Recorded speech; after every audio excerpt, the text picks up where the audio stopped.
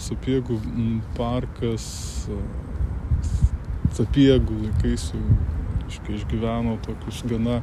nenuoseklią savo raidą su keliais pertrūkiais ir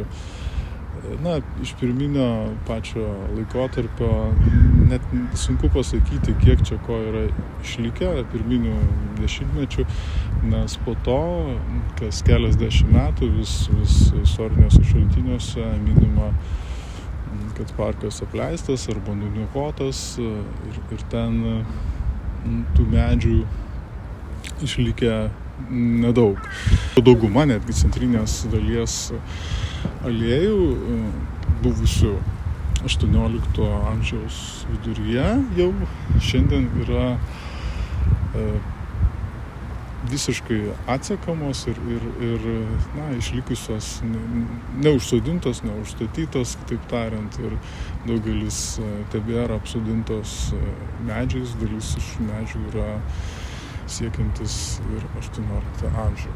Dalis buvo atsodinta vėliau. Dauguma tų medžių, kaip ir istoriniuose šaltiniuose, taip ir dabar matom, yra liepos, klevai, taip pat spygliuočiai, visų pirma eglės, kurios sodintos taip pat jau 18 amžiui ir šiandien tų originalių, aišku, eglių nelikę dėl natūralių priežasčių, bet dar 20 amžiaus pradžios nuotraukose galima matyti šimtamečius spygliuočius medžius, kurie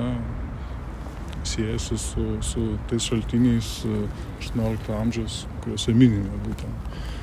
tie sodinimai.